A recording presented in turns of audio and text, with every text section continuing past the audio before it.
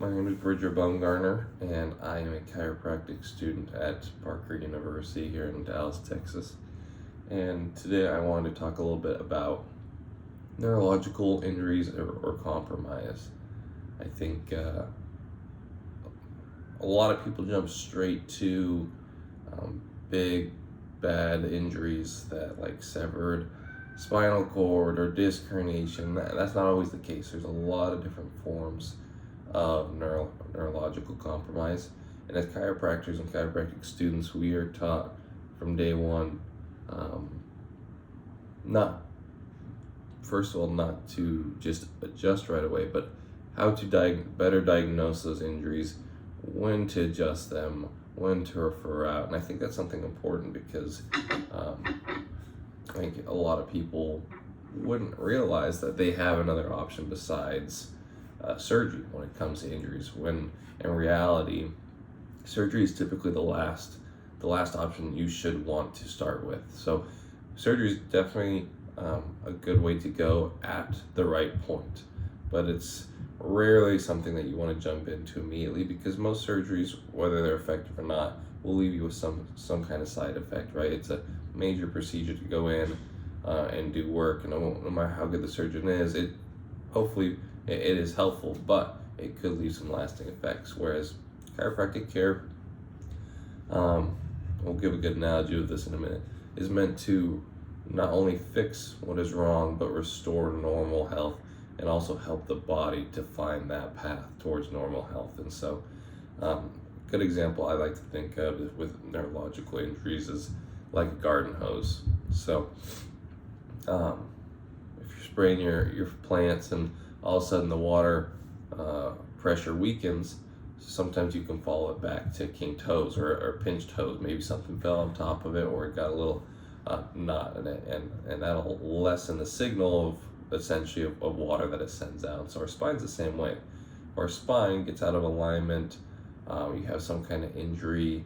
There's a number of different things that could cause it, but if that spinal cord is slightly compressed or those nerves are slightly compressed, you can get a lot of different symptoms. The typical early signs of mild compromise are things like a little bit of numbness, tingling, pain is another example.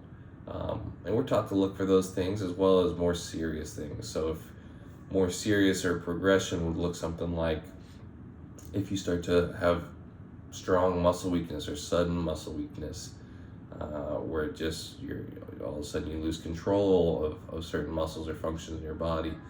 And some of the most important ones that are immediate referral, or one of these examples where you'd want to go to a surgeon probably right away, is if all of a sudden you lost bowel movement or complete control of your bowels. Obviously, if a complete paralysis of parts of your body would probably be another one of those examples. So there are certainly situations where you want to do that, but chiropractic care has a number of ways of going on to help these people, especially in those early phases.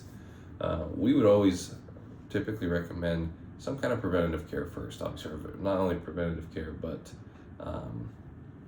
what's the word for it? Conservative care. Thank you. And that's what chiropractic essentially is as well in many parts, but strengthening the muscles around that area. And chiropractic care can really help to restore normal function or biomechanics of those joints.